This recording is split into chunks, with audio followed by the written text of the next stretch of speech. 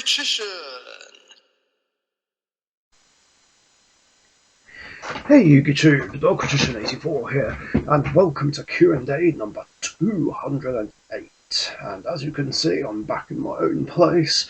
I don't know if I'll be doing more painting for my parents next week, but we'll have to see. And as for that issue I had last week, it seems to have cleared up, like the following day. The issue where I couldn't click on anything on here and move them around. Mind you, I'm on my PC now, so... Well, in any case, hopefully that won't happen again. So there's not many questions. Well, there's only 2 questions this week, but I think they'll have long answers. So yeah, the first one is from Jesus Delago 94, who asks, who are your top favourite characters from Yu-Gi-Oh! GX, from least favourite to favourite? Yeah, I've had to really think hard about this throughout this last week, but I think I've got a good enough top 10 for this. So yeah, we've got another crossover series here of the Q&A and top 10s. So least favourite to favourite. So so at number 10, I would say Cyrus. I,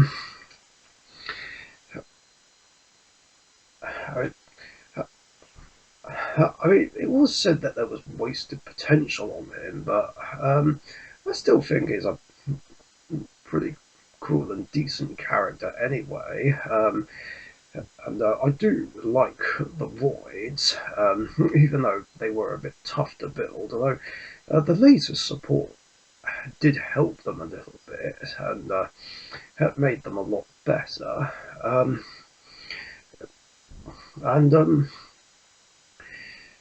yeah, and once they get rolling, then they just work really well.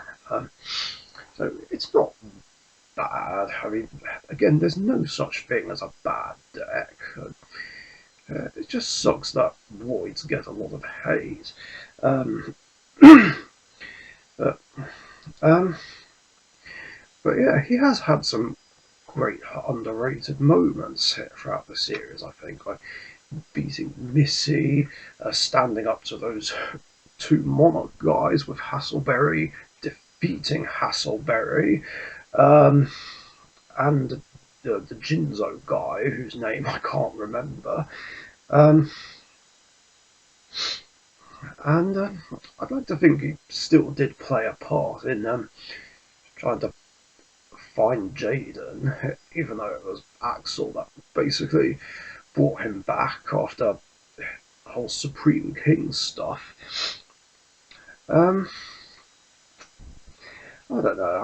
I think I like Cyrus more than certain other characters, but that's just me. Number 9 would be Bastion. Yeah, very cool character as well, with a very cool decks, whether it's Magnet Warriors, the Water deck with Water Dragon, or that sort of hybrid with his Water deck, plus Mathematician, Carbonedon, Huzon Ruin, Litmus Doom Swordsman. I mean, I'm surprised he didn't use that in whatever his Dark deck was.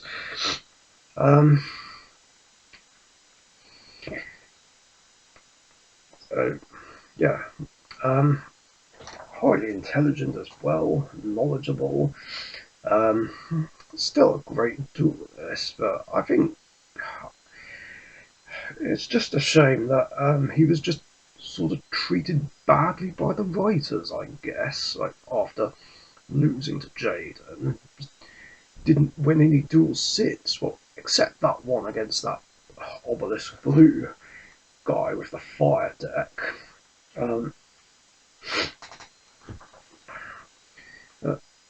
Yeah, I wish he could have gotten more wins, and even came back for season 4. And of course, I wish we would have seen the fire dragon and what it could do. And of course, seen his other decks. Obviously, we've seen the water deck. We've seen the earth deck, which was basically his magnet warriors, but we never got to see what his other four decks were all about. That um, would have been nice to see that. Again, there was just a lot of wasted potential. I mean, before Cyrus had wasted potential, but what about Bastion? He deserved better. And so did this next character, who I actually talked about last week. So number 8 would be Atticus, purely because he's a Red Eyes duelist, and I guess Joey 2.0, considering he played Panther Warrior in the other deck that he played, the one he used against Alexis in episode 60. I mean, that's mainly all it is, really. The fact that he uses Red Eyes Black Dragon in the series, and Red Eyes is one of the old school boss monsters that I really like. But like I said, it's just disappointing that he never won any duels. It would have been nice to see him win at least one. That would have been nice.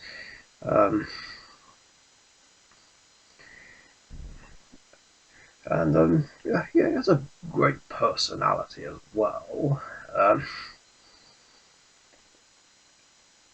God, sounds like I'm crushing on him, but no, it's not like that. But I mean, that's all I can think of to say about him, really. Number 7 would be Hasselberry. Because it's fun to do impressions of him, along with the fact that he plays dinosaurs, and dinosaurs were a deck I really liked playing, like back in the day, like in the GX era. I guess he kind of made me want to do it, and sometimes impersonate Hasselberry. Although there was one duel I remember where I normal summoned Sabersaurus, and I was like, "Sabersaurus, report for duty!" And then the guy I was playing against just jokingly walked off. That was funny. But yeah, it did make he did make me want to build a generic dinosaur deck, and well, it had a lot of the cards he played, and a lot of the best ones that were around at the time. Hydrogeddon, Black Tyranno, Ultimate Tyranno, Superconductor Tyranno, Dark Triceratops. I was even running Gale Lizard, because I feel like it was the best, if not one of the best reptiles in the game at the time. Considering it's a reptile version of Gravekeeper's Guard. And I could use it with Ultra Evolution Pill, tribute it and bring out one of the bigger dinos. So yeah, that was just a lot of fun to do.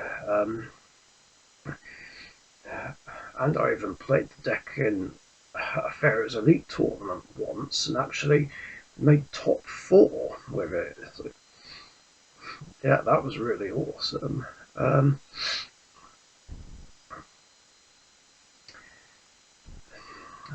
I mean, I don't know if I mentioned it, but it's something I might rebuild as a September 07 deck. I do miss it. Of course, I'm not a fan of the way dinosaurs are played now, which is either True King Dino or Ultimate Conductor Tyranno deck. Fucking hell, that card is just annoying. But yeah, that's why I like Hasselberry. Number 6 would be Crystal Beast Amber Mammoth, who is technically a character, considering the Crystal Beasts do speak with Jesse, and I think it's because he sort of references like my favourite actor, Arnold Schwarzenegger. Um, yeah, big fan of him, especially in the Terminator films. Uh, and it's just fun impersonating Amber Mammoth and saying some quotes that Arnie would be like, sort of like, Jesse, get to the chopper! Or, Jesse, put the cookie down! Now! um,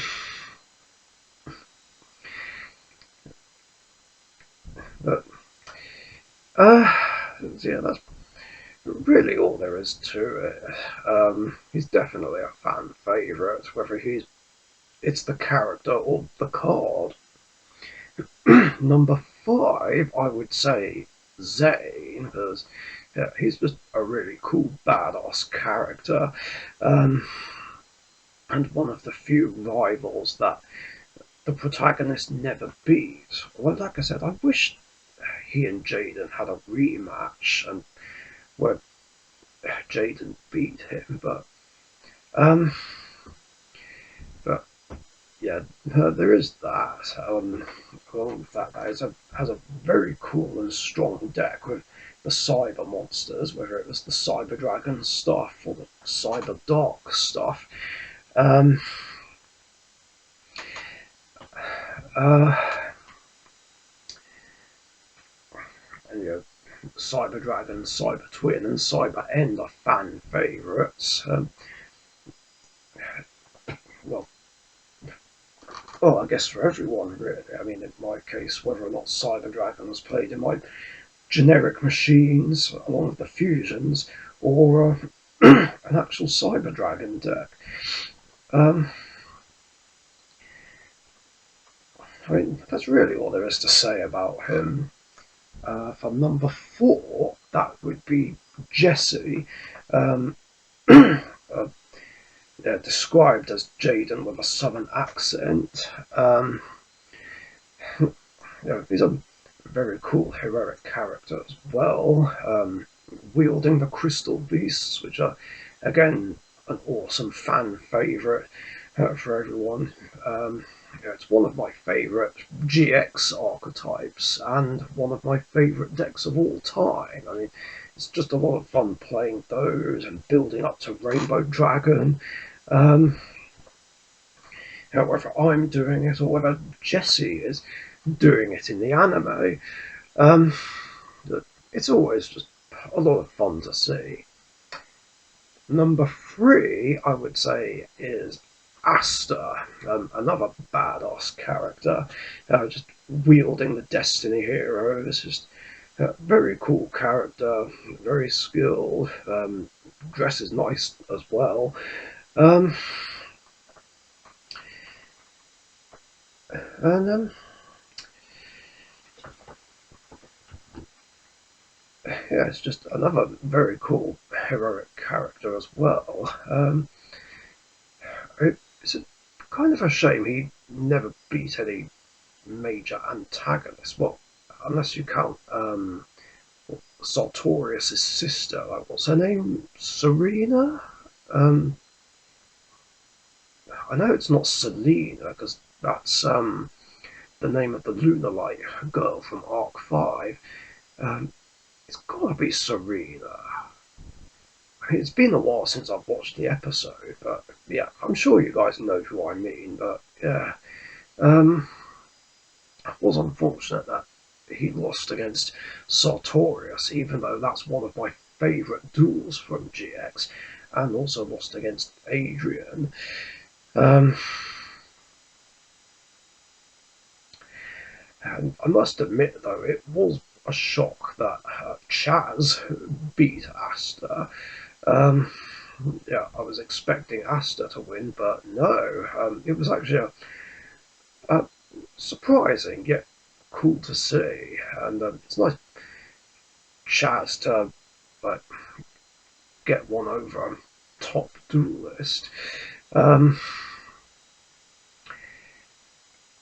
Yeah, maybe I should have put Chaz on this list. Um, but yeah, I mean, that's really all there is to say about Asta.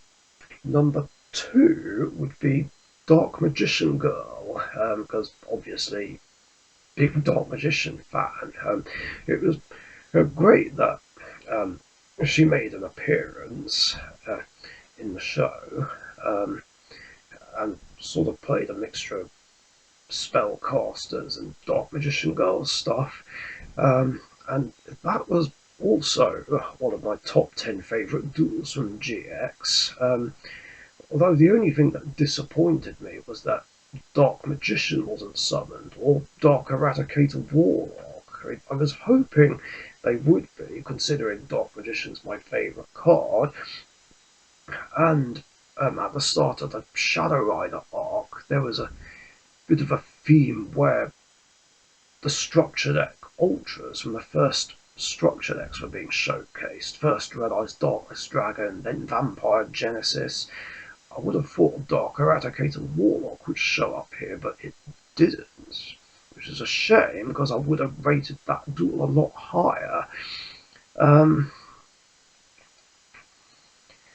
but, but yeah, it's nice that one of my top 10 favourite cards just made an appearance as a character. Yeah, not just in the original series, but in GX as well. Um, I mean, yeah, that's really all there is to it. And in at number one, which is rather predictable, is Jaden. Yeah, obviously Jaden is going to be my favourite character of Yu-Gi-Oh! GX. It's pretty much always the protagonist of the series. That's my favourite character. Um, in this case, Jaden, just rocking my second favourite archetype, Elemental Heroes. I mean, he's just a cool duelist, a great duelist, um, and a worthy hero of the show. Bringing to life comic book superheroes in the form of Yu-Gi-Oh cards, which of course made me want to make Elemental Heroes in the first place. And yeah, that basically sums up the list. And on that note, this brings me to the last question, which is by Dark Magic Couple 1985. Any thoughts and opinions on the new Red Dragon Archfiend support, the Crimson King? I'm not sure if you're asking me about the Crimson King or the Red Dragon Archfiend support just in general. So I'm going to go over them go over all the new stuff, which, by the way, is very surprising and just came out of nowhere. But then again, it shouldn't be that surprising considering this is also round about the time when we should be getting those 5D's legendary decks. So I'll just hop onto Edo Pro and we'll go over them. Right, so here we are, and I might as well showcase my Red Dragon Archfiend deck, as it is. Obviously, the lineup will be a bit different for if and when I want to play it for Genesis. And I might as well ask some questions which people might have, like why is there only one Crimson Gaia and one Vision Resonator? Well, and no Red Zone. Well, some might know this, some might not, but in Richician format, Red Zone is banned because it's just too disruptive, even to a point where someone can't play. Plus, with the stuff from the structure deck making the deck a bit too good, I limited Absolute Power Force, Crimson Gaia, and Vision Resonator as a consistency hit. So just try and slow it down and give other decks a chance against it. But now, of course, I'm going to have to modify it. I mean, with this new stuff, hopefully I'll be able to in time for Series 11 of the Dark Richician's Deck Grand Championship. But anyway, let's go over the new stuff. And I like how they're retrains of other cards that Jack plays. Here we are, Fiend Piece Golem, a retrain of Big Piece Golem. And I'll read off the effects if you guys haven't seen it yet. So it says, if you control a Fiend Tuner, you can special summon this card from your hand. Okay, so just like Wandering King Wildwind. If this card is special summoned, you can decrease its level by up to 2. If this card is sent to the graveyard as a synchro material for Red Dragon Archfiend or a monster that mentions it, you can target a level 4 or lower fiend in your graveyard and special summon it in defense position. You can only use each effect once per turn. Well, I kind of like how it's sort of like Fiendish Chain and Fiendish Golem, or looks like it. So yeah, it's a very good extender, and helps with synchro climbing.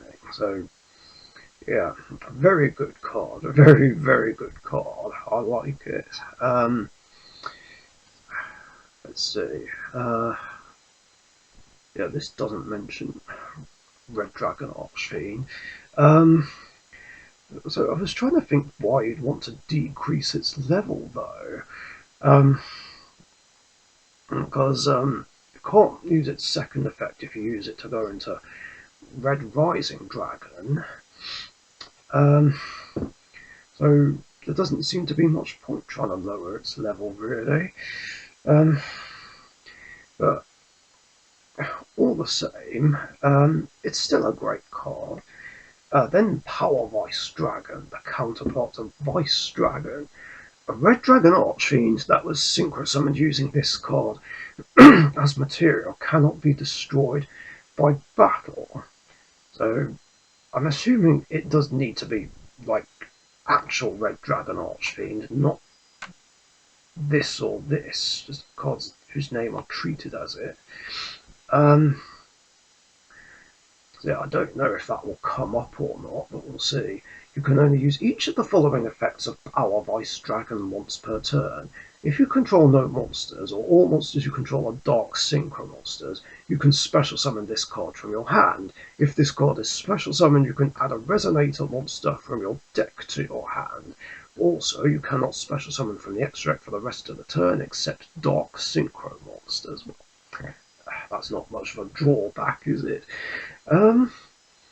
So yeah, it's something that gets plays rolling.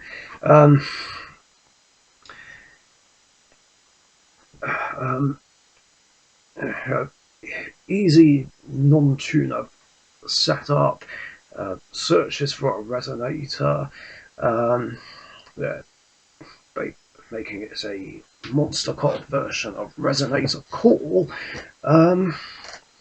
So yeah, more help with consistency, and more setup for your big synchros.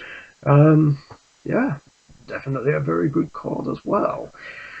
Then Darkness Resonator, which I guess is a retrain of Dark Resonator. So this one, I had a look at it, I'm not sure about it. You can reveal one Red Dragon Archfiend in your extra deck. Special summon this card from your hand. Also, you cannot special summon from the extra deck for the rest of the turn except synchros. Again, not really a drawback. If this is special summon, you can activate this effect. During your main phase this turn, you can normal summon one Resonator monster in addition to your normal summon or set, and you can only gain this effect once per turn. You can target any number of tuners you control. Their levels become 1. You can only use each effect of Darkness Resonator once per turn. So, the reason why I'm not too sure about it is because, well, it feels like it helps set up more for Red Supernova Dragon, which, by the way, is banned in my format as well, because, yeah, it's just too annoying. I mean, other friends of mine just don't like it, don't want to deal with it, so it's like, okay, fair enough, I'll get rid of it, because, yeah, just banishing all the opponent's cards just like that is just too harsh and too much. Mind you, it can help set up for the other big synchros fairly easily. I mean, like, if there's two resonators on the field, it would make it easier to go into tie with Red Dragon Archfiend, but I just don't know how much that effect is going to come up.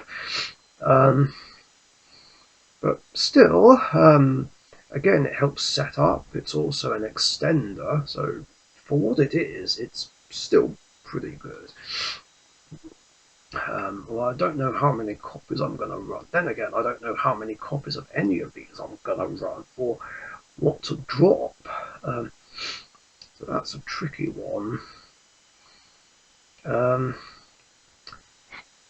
Maybe Stone Sweeper. I don't know. Oh,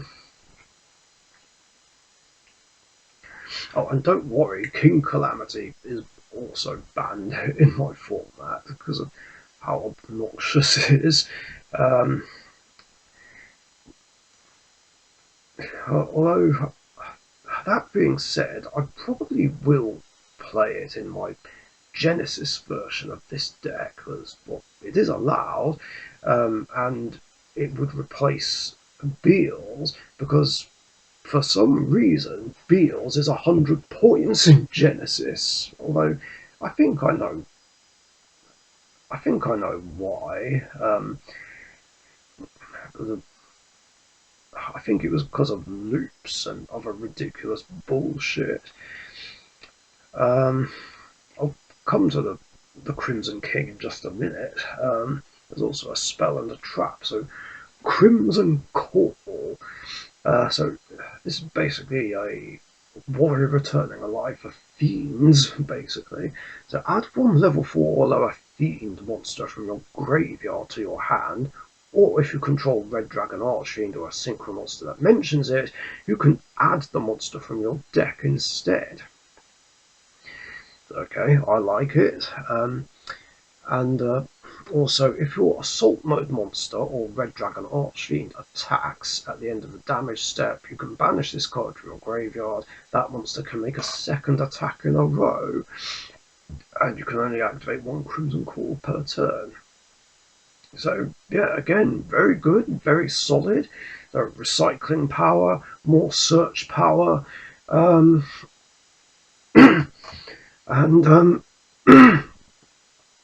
and lets your big synchros attack twice. Yeah, pretty damn good. And where's the trap? Here we are. The Ruler's Rumbling. I love that it's got Jack's Dual Runner on it as well. And it says, if your opponent special summon 10 or more monsters this turn, neither player can activate cards or effects in response to this card's activation. So, I mean, that is possible to get set up, considering so many decks nowadays do like too many summons. Don't know if that will happen in Richician format, but we'll see. Oh wait, there's another trap that I didn't see, but I'll get to that in a minute. Apply these effects in sequence based on the number of monsters your opponent's special summon this turn. So one or more, special summon a dark synchro monster from your graveyard or banishment. 3 or more, Red Dragon Archfiend in your monster zone is unaffected by your opponent's activated effects until the end of the next turn. 5 or more, change all monsters your opponent currently controls to face down defense mode, and you can only use it once per turn. So yeah, it's not bad.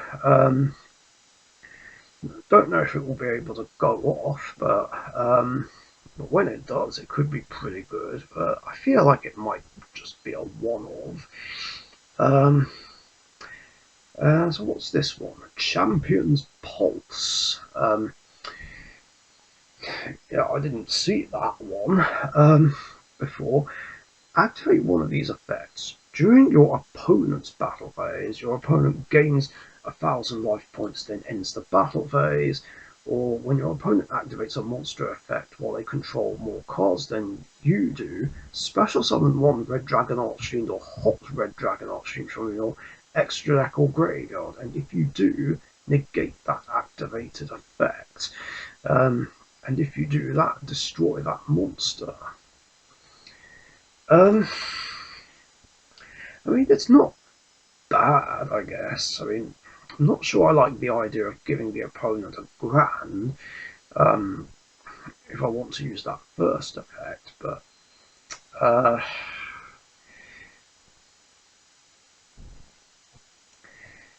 mean, I feel like that last effect might be a bit situational. Maybe if you're getting overwhelmed, it would help, but based on how Red Dragon Archfiend decks play, you shouldn't get overwhelmed, really, or at least not that easily. So, I don't know. Might be a bit situational. Um, yeah, not sure I'm a fan of that one. Um, and of course, the last card, the big guy itself, the Crimson King, whose materials are, I think they're the same as Scarred Dragon Archfiends. Yeah. So it needs a tuner and one or more non-tuner dark monsters. If this card is Synchro Summon, you can add one card that mentions Red Dragon Archfiend from your deck to your hand. When your opponent activates a monster effect, quick effect, you can banish this card, special summon Red Dragon Archfiend from your extra deck. This is treated as a Synchro Summon, and if you do, its attack points are doubled. Also, it cannot be destroyed by your opponent's card effects. You can only use each effect of the Crimson King once per turn. So, yeah, very good card. Very good indeed. Searches, brings out an insanely strong regular Red Dragon Archfiend. So,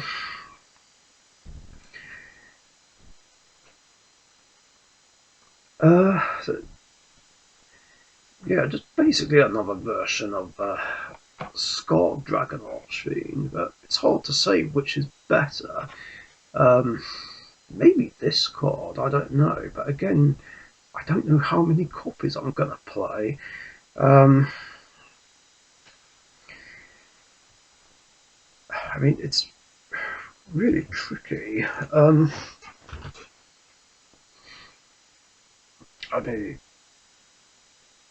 I guess I could drop Chaos King Archfiend because I don't go into it very much. I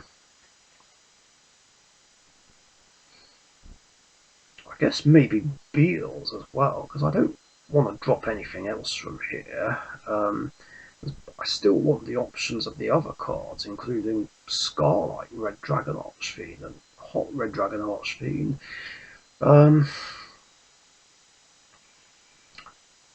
So yeah, that's what I'd do if I wanted to play multiples. I don't see 3 copies of it being played though, unless I get proved wrong, but we'll see.